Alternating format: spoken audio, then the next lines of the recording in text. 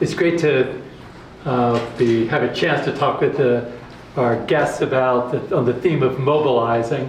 And we have a strong Latin American twist to our focus on mobilizing today. So maybe gets a lot of support from. Actually, the class has a fair amount. Maybe we'll just start. People have gotten to know a little bit the three panelists who, some of whom have spent time with the class during the semester. Why don't people just go down and give quick introductions again of each of you. So I'll start with you, Leo. Hi, I'm Leo. I'm a researcher here at the Media Lab, but also the director of the Brazilian Creative Learning Network. Yeah. We'll follow. Okay. I'm Anne, and I'm also here at the Lifelong Kindergarten, and I'm also with the Brazilian Creative Learning Network. Hi, I'm Rodrigo from Chile, president of Cruzando Foundation. I used to be engineer, then economist, and now I'm working here and researching about creative learning. So I think we'll start just by thinking about each of your personal trajectories, and then we'll go into some of the projects you've been involved with, because in particular with Leo and Anne talking about the Brazilian Creative Learning Network. And with Rodrigo, I first got to know him through the work with Scratch El Sur, and I'm particularly interested in that, but also other things you've done, focused on mobilizing around creative learning. But maybe we'll start with you, Leo, and just think a little bit how you got involved with what sort of got you interested in this idea of social movements and the ways of sort of supporting social movements. Yeah, so I don't think there is one particular event that made me change my mind. I was born and raised in Brazil, in São Paulo, Brazil. And when I was growing up, I went to public school.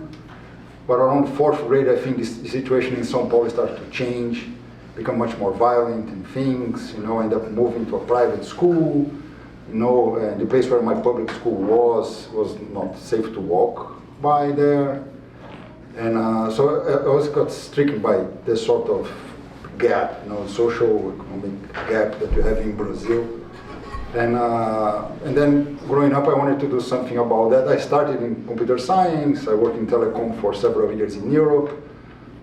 But then I noticed that in Europe there are also like some social gaps that are kind of hidden in many ways. And so I decided to try to see if I could make a living out of doing work in this field. Ended up going back to Brazil, studying more about education, got involved in a bunch of social projects, and then years later I was fortunate to be accepted here at MIT to pursue my PhD in this field. Then I had a lot of opportunity to explore different ideas and connect to different organizations. And that all inspired the work that we do today as part of the Brazilian Creative Learning Network. And how about Anne? Say a little about the path that led you to the Brazilian Creative Learning Network. Leo. That's easy. That was one of the factors. So I've always been interested in learning, and I had a very privileged experience as an elementary school, in my elementary school, where the whole year was thematic. So. And you were growing up not in this area, not Okay, Brazil. no, I'm from New York. Yeah. I'm from New York. So when I went to college, I was a child study major at Tufts, and learned about Piaget and his different ideas, and that's something that really resonated with me. So then I went on to do research. I was doing research with infants, but then really wanted to learn about technology, and that's when I came here to work with at that time it was the Logo Lab. It was led by Seymour Papert, who we read things by earlier in the semester. Yeah. And so then I married this Brazilian. Who also was working the Logo Lab, Yes, so you met him in the Logo. He was also a student in the Logo Yeah, Lab. so that was one of the many marriages that came out of the Logo Lab.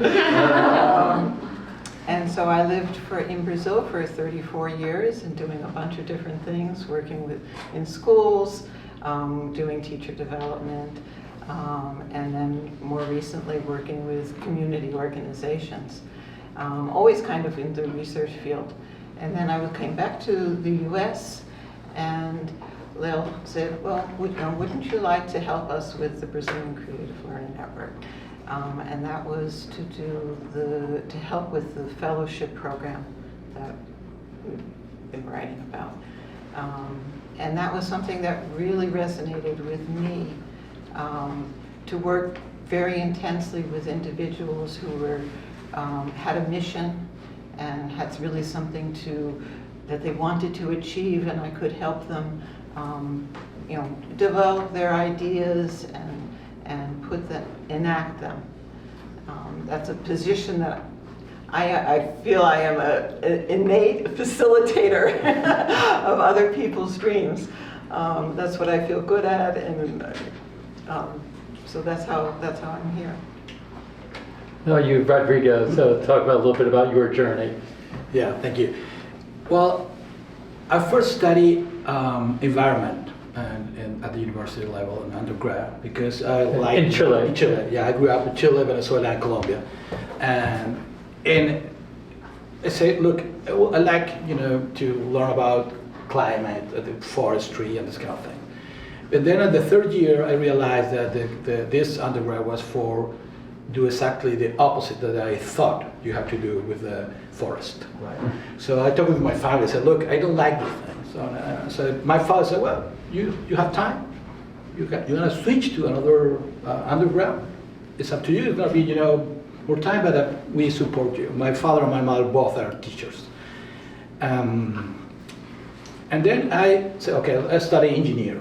Right, it's going to be tools for do something, and then I did my major in economics in Chile in this way.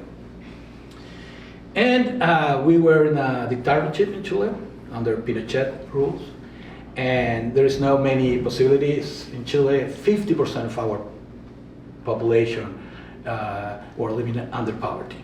Right, it was really a very, very poor country, and so I decided to do something and work for the government.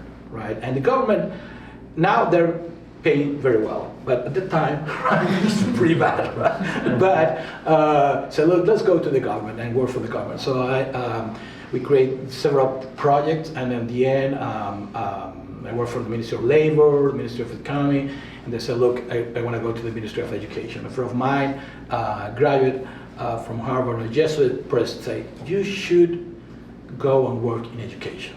Right. Then with my friend at School of Engineering, we created a company, a computer science company, and they asked me to, okay, you already work for the government, so it's time to work in our company. If not, you have to sell your shares, right? And I said, okay, I'm gonna go for the company, and it's very boring. I mean, after 3 years working with mining companies, banking in Europe and here in America, I said, okay, I don't want to spend my time and life doing this, so let's create a foundation. So we create Cruzando Foundation, and let's do something that the Ministry of Education is not doing, right? So, and we found we're clueless about China and the culture of China. Let's learn about it. We are clueless about coding. Let's learn about it, and we are clueless about financial education. So our foundation, we decided to understand the three things. And I found Code.org, I talked with Heidi Partovi, nice, I flew to Seattle 3 times, amazing.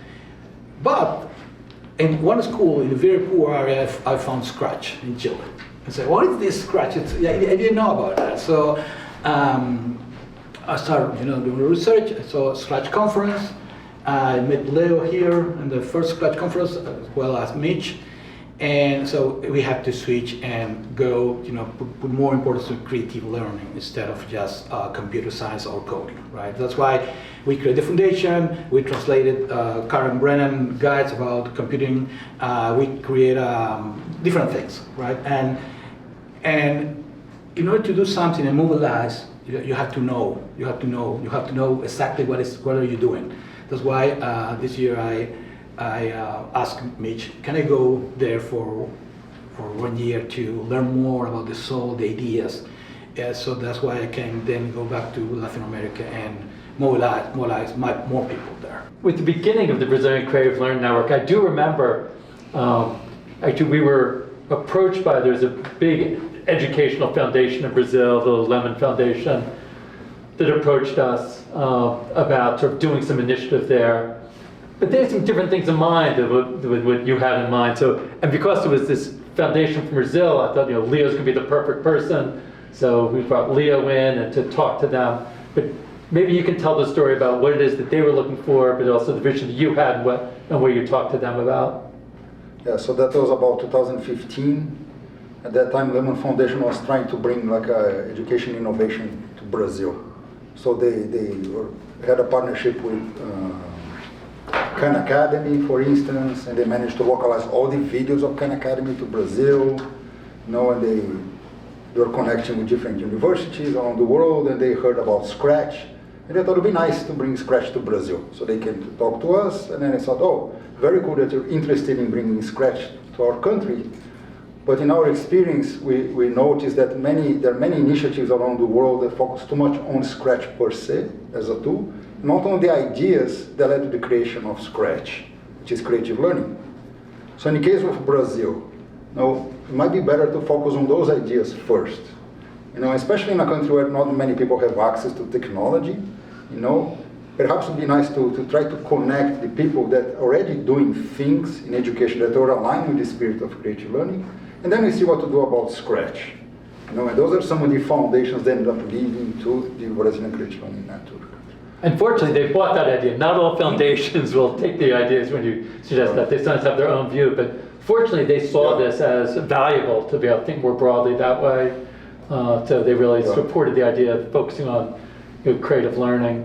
And then I know one of the first things that was done to try, as you said, was try to build on what was already there, because it did feel like that was an important part of the strategy, was not, as you wrote, as the two of you wrote in the paper, not just bring the things from here, whether it was Scratch or just saying, we're going to take this and bring it to Brazil, but to build on good things happening. So maybe talk about the fellowship program, which is one of the first ways of trying to identify some of the exciting things happening. So maybe you and Anne can talk about that. Yeah. So the fellowship program began before I started. So it was, just really pioneer. Lel sent out a request for proposals, and we got a lot more than we expected. I can tell about that part. Okay, so we started as the Creative Learning Challenge Brazil. Inviting anyone in the country, individuals or organizations, to submit ideas that will help change education into something more meaningful, more hands-on and creative for all. Very open, and not focused on technology per se. Very open, just trying to figure out whether anyone would show up. And I got about 250 proposals that year. Ended up selecting only 8. After that, the first year we selected 20 proposals. It was a very large group. It was pretty amazing to get a sense, to feel and see the diversity of projects and so much energy that was generating in that. And then we try to repeat that process over the years, and that's when we joined the team. So I joined on the second cohort, and so at that point there was already a listserv of people who were interested and were discussing ideas, and there was a monthly meeting, so there was a little bit of a structure to this. And there was also the beginnings of these local hubs, right? Yeah, the beginning of the local hubs. And there were the beginnings of some of the campaigns and festivals. Do you have, I know you have a few images here of are these from some of the fellows sites? Yeah, most of them, some of these pictures. Do you want to say a little about these, just to give a sense of of the diversity of projects that came, because we see creative learning in a very broad way. It's like opportunities for children to create, and express themselves in multiple ways. So this is one of the first group of fellows. They decided to run a workshop where kids will create a representation of their community using a mix of cardboard and LEDs, little lights. And it was supposed to last for about 3 hours, but it ended up and they're lasting 3 days. Because kids will come and it was pouring, and they'll make lines outside, the little shack where they're hosting these activities. So it's pretty impressive to see something simple, generating so much energy and excitement, in a community. So this is a project that you... So this is of the second cohort. And this is photography, memory, and identity. In the second group, we really wanted to expand what we were thinking of in terms of the materials that people could be using beyond necessarily digital technology. So this year there was photography. There's another picture about culinary arts. We just tried to expand, so this group was really expanding about what we think of in terms of creative learning, going beyond the computer. And if you could just go back to that one. So this is a community in the northeast of Brazil of families that are descendants from runaway slaves. And it's obviously a very, very poor community, but they have a lot of tradition, there's a lot of knowledge. And so the fellows, they had, it was a couple, another couple, husband and wife, who really have this mission to help people gain a sense of their own identity and of their own culture. And so they put cameras in the hands of the elderly, of the children, and the adolescents. And the idea is that through this work with the photography and a whole bunch of activities, dramatic dress up and building with clay, these different structures. It's a traditional technique that they use for building houses. They put together their own museum so that the people could see themselves in the museum. So that was one of the... Do you want to say more about this? Sure, I can just say quickly, this was a physics and chemistry teacher in another area of the country who was working with culinary arts. And her project was to, well, there were two different things. One was comfort foods, and then there was also foods that were historically important in that particular community. And so the kids would be working with those recipes. They'd have to take the recipe and amplify it for the whole school. So there's some math involved and talking about, certain physical properties of the food, but also just the joy of cooking together. Maybe also just, because around that time, you also started to work with these festivals of invention and creativity. Maybe you could say a little bit about that and the role that they played. Okay. I'd like to just... Okay, sorry. I'm sorry. Just to continue the fellowship part. Okay. So we were looking a lot at different types of forms of materials, but then as the years went by, we had an agenda each year. So we wanted to gain greater geographic dissemination around the country. So selection criteria from these 300 proposals that we get, we'd only be able to choose 10. We were looking for geographic distribution, which was very important for the network growing forward. But then we started to realize that, for however creative these fellows were in isolation, the projects just didn't catch. They would do fantastic work, but if they didn't have the support of an institution behind them, it didn't grow, it didn't scale, it didn't sustain. So then we started looking towards fellowship projects that had more of an institutional support, and that kind of led us towards schools, which we hadn't really been paying too much attention to. And so the last group of fellows, we wanted to have, as authors of the projects, there had to be a teacher, a principal or a coordinator of the school, and a representative from the Secretary of Education. So these three levels would author the project and be an incentive for this bottom-up, top-down And then that led to the Yeah. local project. Yeah, actually, I'd sort of like to talk about this bottom up and top down, because I do think that's something that, as they struck me about Brazilian Creative Learning Network. In many ways, the work coming out of our group for many years, a lot of it has been bottom up. We sort of, I think, we've put a lot of, ideas out to the world, tech tools out to the world, and run workshops for educators, and trying to reach out to people who get really engaged and do things in their communities, and then sort of spread or an organic way. And I think that's very powerful, and some of that happened with the way the fellows were selected. On the other hand, there's also a lot to be gained from not the bottom-up organic, but also from working with ministries of education.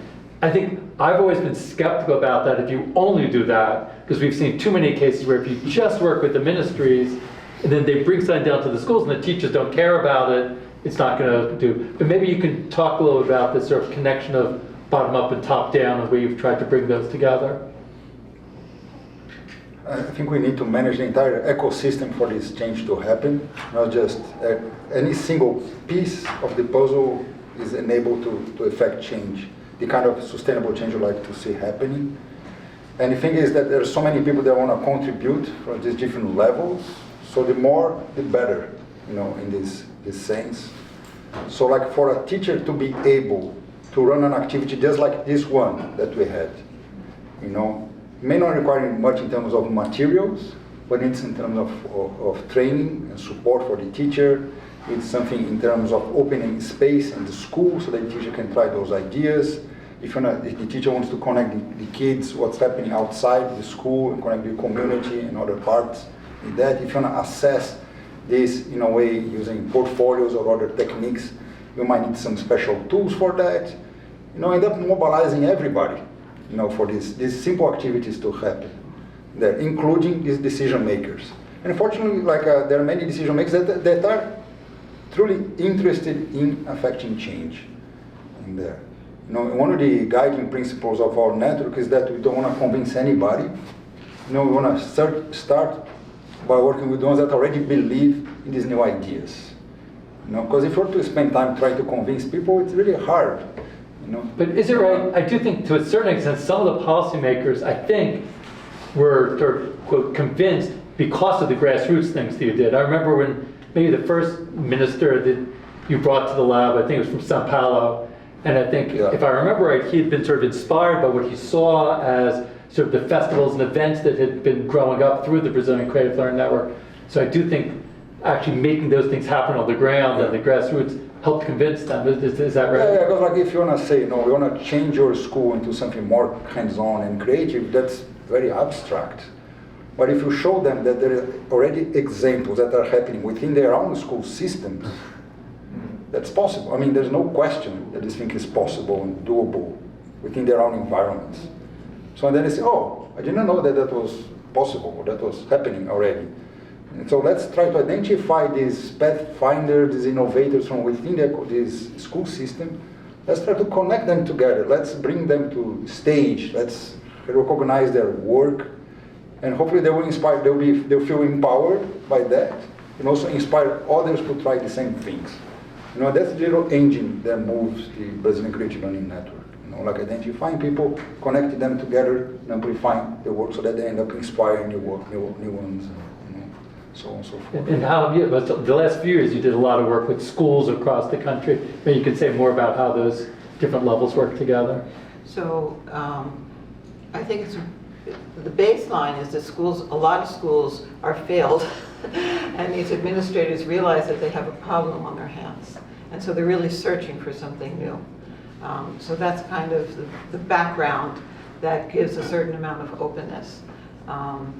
And so at least up until now, we've had not politicians, but policymakers buy into this proposal without necessarily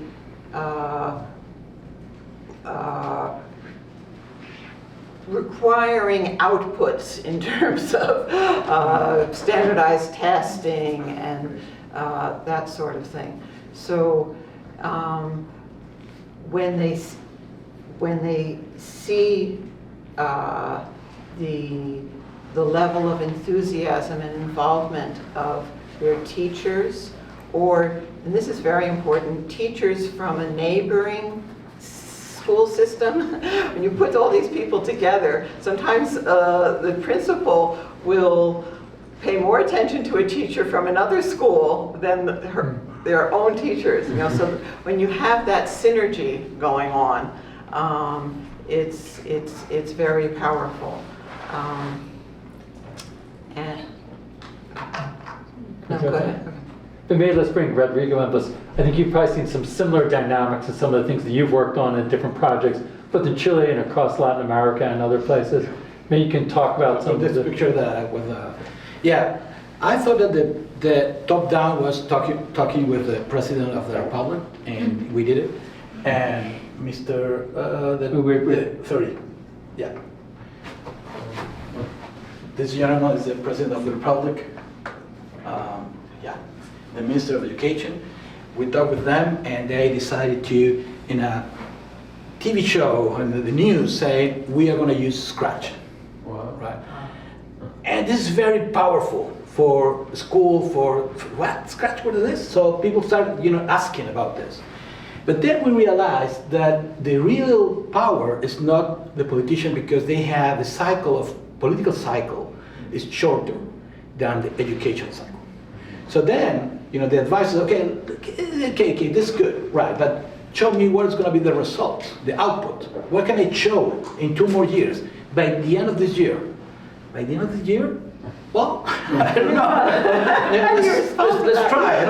Open your notebook and let's do something with you. But so this is very, very important, because policymakers and politicians, it's very difficult to do something that you will not see results soon, right? You have to decide, I do this, but I buy robots, and then I can show robots everywhere, right? And you go to school in Chile, you will find robots and Arduino everywhere. And guess what? Arduino, you create a light with red, green, and yellow, and this is less creative. I mean, it's about doing the same. It's not bad, right? But it's doing the same. So we found that the power is, if you go to more down, please. The real power is here, which is the curriculum. And we talked with people at the Ministry of Education, and we managed to convince them that learning from scratch and creative learning must be included in the curriculum. So now the new government can't change this. By law, these things, you will have the review, which is not good as well, in 12 more years, right? Because the school, they need stability. So teachers in Chile, if they're teaching at this level, they have to follow these ideas, right? This is the top down, right? But also we work with bottom up, right? Providing. Yeah, but there's a risk if you only do the top down. No. The teachers might say. Yeah, it doesn't work, right? The half of the country, they didn't vote for this guy. Yeah. They said, we don't use that thing, right? Right? But we have this at the curriculum. So we talk with professional training. We translate Scratch into Rapa Nui. Can I talk with a little bit the story that you were in Brazil, talking about a project in the Sao Paulo conference, and you show a project about some kids in Connecticut, I believe, doing a project about Rapa Nui, Easter Island. Easter Island. Yeah, Easter Island. And I was there, so look, what if a kid from Easter Island can create his or her own project in Rapa Nui, in his or her own language, to express. The Rapa Nui is an island off of Chile. Yeah, it's in the middle of the Pacific Ocean. So this is, they have their own culture. It's happened that this belongs to Chile. I don't know why, but we can do things with them, right? So we translated Rapa Nui, and now they're using Scratch. They're working with Scratch in Rapa Nui, which is really, really amazing thing that you can see that they have done so far. So then we work with teachers, teacher unions, and provide courses, online courses, free courses, right? And if you go I believe, yeah. this is in 2015, the pilot project, we got only 100 teachers, right? And last year we have 100,000 teachers, right? But people taking this course, right? More than 20,000 teachers, right? So this is for free, and now when you have the Facebook or on Instagram or social network, we don't have to take care of this because teachers, they help each other, they work with them, right? They help, right? At the same time that we work with people in Africa, here in Mexico, in different countries, we work all together as a family, which is very important as well. Which I do think is something you see in Brazil, the teachers supporting one another, as you said, influencing each other nearby. Actually, I want to open up to questions. Let's talk one more. I want to talk about one more thing before we open up to questions. And it's about one initiative in the Brazilian Creative Learning Network that connects to one of the readings that we did this week about the waves of kindness. Because as you saw from the readings, this was a little over a year ago when Alicia, an educator in Ukraine, had talked about because of what was happening there, wanting to sort of encourage people to create waves of kindness, to over time connect with one another, create a culture of kindness. So she sort of put out this call from Ukraine, and we supported it on the Scratch website. But in Brazil, they really embraced this. So maybe you can talk about how the waves of kindness was embraced in Brazil. So this coincided with the Scratch Day, which in Brazil it can be Scratch Day, it can be Scratch Week, it can be Scratch Month. it's flexible. And so it was decided that the theme for Scratch Day would be waves of kindness. And It was like in May 2022. So like this living COVID, and then the war and everything, people are kind of in that sort of mood, so what's happening in this world, feeling fragile, sort of thing. And they were beginning to come back to face-to-face classrooms too, so people were coming together. There was that dynamic also. And so there are lots of Scratch Days in Brazil. We have on the map, there's like a big ball. So that's interesting because even though we don't necessarily focus on Scratch per se, in Brazil focus on creative learning, they created a meaningful context for people to use the Scratch within the school system and outside. And also so much so that in 2019, out of the 1,500 Scratch Day events that happen around the world, about 500 of them were in Brazil. Yeah, I forget if we've talked about Scratch Day in this class, but it's something we started around 10 years ago. Actually, Karen Brennan, who was in the very first session of this class, really helped mobilize the first Scratch Day, where we did one here at MIT where families and kids came together to create, share, and learn with Scratch, but then made a web page to say, you should try it too, and then people could sort of register their Scratch Day on the map and start to spread around the world. But as Leo was saying, that as it spread by a couple of years ago, 1,500 Scratch Days around the world, like a third of them were in Brazil. So this slide is an example of a project, of a Scratch Day that a teacher from a city in the south of Brazil, in Curitiba, she developed with her, well actually she was working with other teachers and then the teachers worked with their kids all around these ways of kindness. And then she shared the projects that the kids had developed with Olesia. And so there was some communication back and forth between Olesia in Ukraine and Elisangela in Curitiba. And so she wrote a little poem about the waves of kindness, and then she shared this Padlet of different projects. And the projects are just, they're not super, but they're just very varied and with a lot of heart. And what I found so interesting is that they were doing Scratch in so many different contexts. They're doing Scratch Days with families. They're doing Scratch Days in classrooms. They're doing Scratch Days with adult education. And each one of these, But I do think there's a good maybe ending point, because I do think one of the reasons it caught on across so many different contexts was because of the groundwork you've been doing for the previous 5 years of creating this social movement where people felt connected to one another and to these ideas. And that's really enabled, there was a fertile soil for these ideas to grow. And this city is an interesting case in what you were asking about in terms of top down. They've been working with Logo for many, many years. So there's a tradition within the school system and within the leadership. And so that really, there's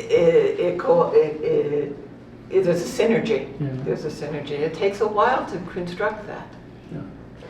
Well, it's great to see the questions appear you're putting up there. I think there's some common themes that come up with the questions as we were looking at them, because there are a few questions that did look at, again, especially in working with policymakers, questions about what kind of evidence are they looking for, and what type of indicators of impact. So maybe you can talk about some of those issues around the evidence that they're looking for, what you feel that you feel is the most important, and also how you think about impact. I can start. It's a hot topic anywhere, and I think trying to organize my ideas, but there are different levels of impact. The beauty of working at the grassroots level is that at that level you find a lot of people that don't necessarily care, are driven by certain numbers. There are many teachers that really care about their students no matter what, and want to make a difference in their lives, whether that's quantifiable or not. So there are a lot that can be done at that level by personal engagement and that sort of thing, and that's how the network can start growing. But if you want to get support from, let's say, from school districts and others, which is also important to achieve scale, you have to talk their language more and understand where they're coming from, right? So sometimes it's hard to talk in terms of creativity, but if you talk in terms of innovation, if you switch the language, it makes a big difference. So like, our approach encourages innovation. Our approach is not like an innovative approach to education, but it's an educational approach that focuses on innovation. Like kids are going to be more creative, they're going to design new ideas and stuff. And that's more acceptable to many people. And they don't care as much in terms of certain numbers. If you talk this particular language, still we're very interested in measuring the quality of our work. Making sure that we are actually making some sort of progress. And I think for this past couple of years, we've been refining our framework, and I think there are three main axes that we try to pay attention to in our work. One is outreach. How many people are participating in our activities? How many kids are benefiting from a different kind of education, etc. Another one is autonomy. How empowered do our members feel in terms of carrying their own initiatives in their own communities? So we start in regional hubs. How autonomous these regional hubs are? How empowered they are in terms of carrying on the message, so that this movement do not rely on a single central entity as the network or team. So like outreach, autonomy, and the third is depth. Like a quality. Depth, not depth. Depth. Very careful. Okay. So it's how deep, how the quality of the work, because it can be reaching to lots of people, but not necessarily. But it can be very shallow. So how can they empower people so that they feel they should create a culture of reflecting about their own practices, sharing ideas or asking questions to one another, so that they keep improving the things that they're doing there. So these are the three main axes that we keep in mind whenever we start a new initiative in Brazil. And there are many things that need to be teased out in each one of them, but this is the overarching framework.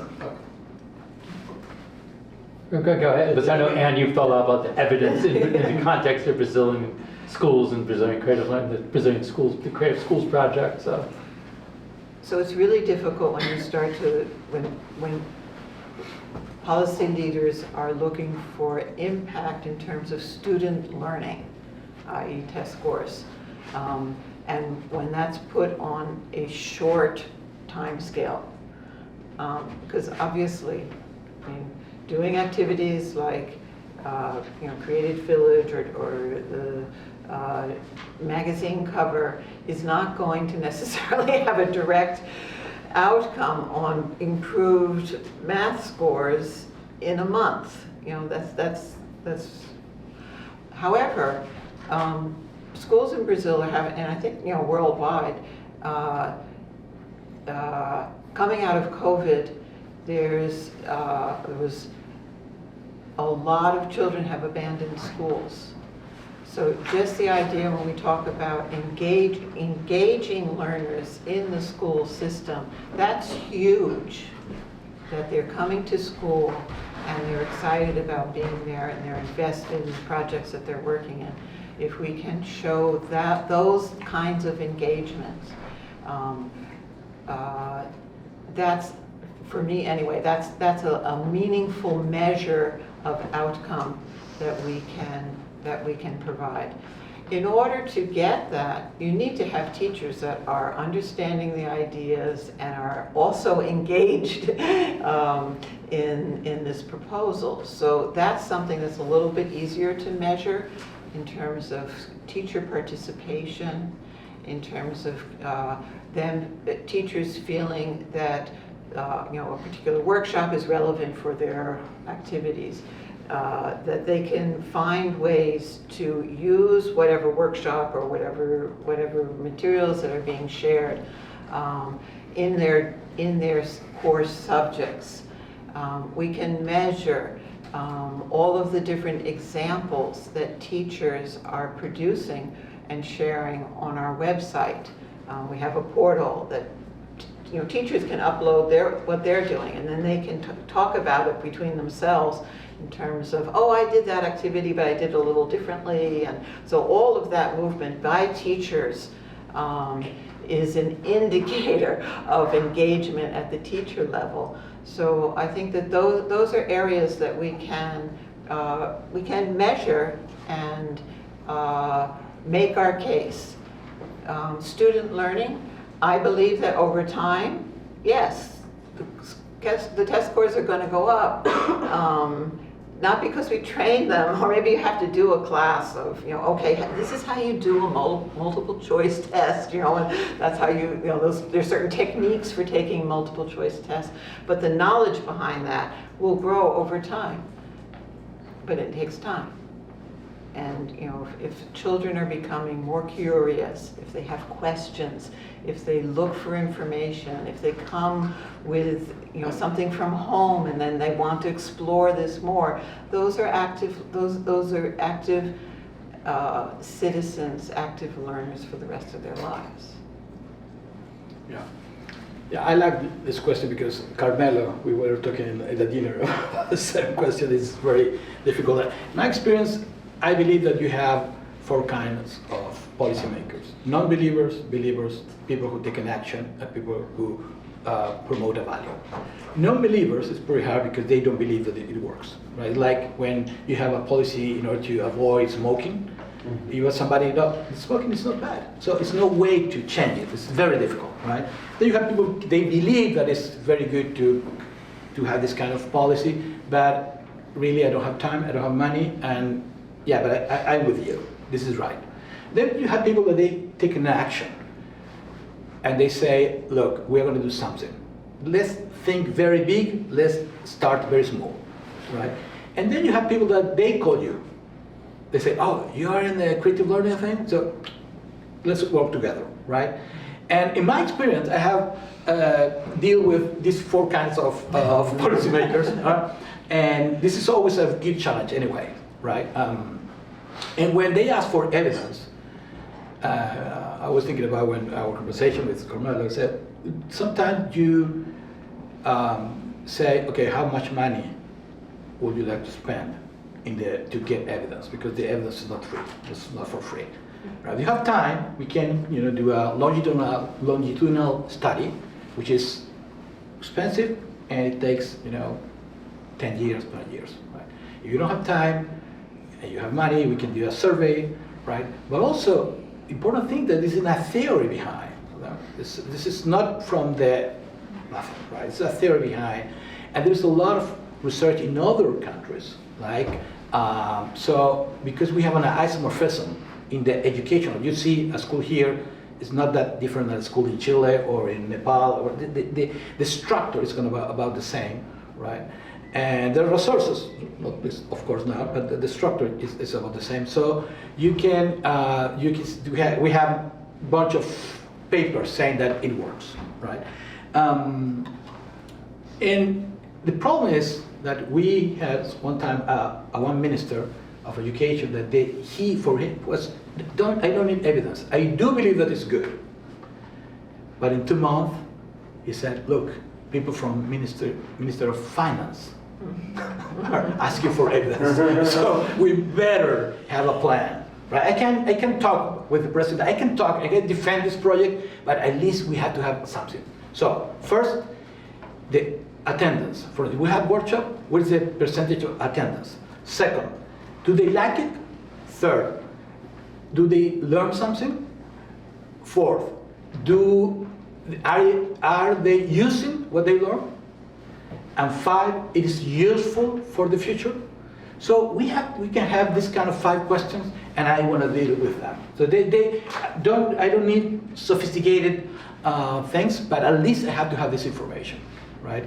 So the bottom line is, even if you find somebody that, as a policymaker, says, I don't need evidence, anyway, collect some evidence for the future.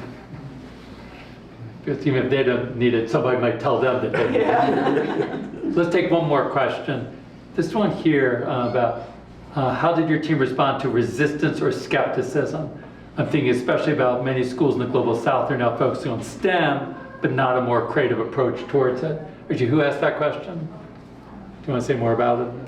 Yeah, I think just kind of building on to that like evidence question, I've been hearing from a lot of people who are working in this space that there are a lot of focuses to vocational colleges, like in Indonesia and Malaysia, and like policymakers really investing a lot of money in that, right? But then maybe not really trusting a more creative approach. They're like, we want STEM education, we want engineering, and like thinking that this will actually lead to more financial productivity in the country. I guess just wondering how you respond. I think you may have partially responded to this already, but. Well, I think that they have to read Seymour Papert Mindstorm. This is the best thing, that you have to understand the culture of the school. Right? When you go to the school without understanding the culture of this school, this state, this town, and you have, for instance, in Chile, we have earthquake every other day, right? And if you go to school to say, well, okay, we have a program with creative learning, STEAM, or whatever, without understanding the problem that they have in their own town, it's not going to happen. Right? You have to understand the culture. You have to first start 3 things. Start in our experience. You have to start with teachers. Second, teachers. Third, teachers. 3 main priorities. I think we do STEM. I mean,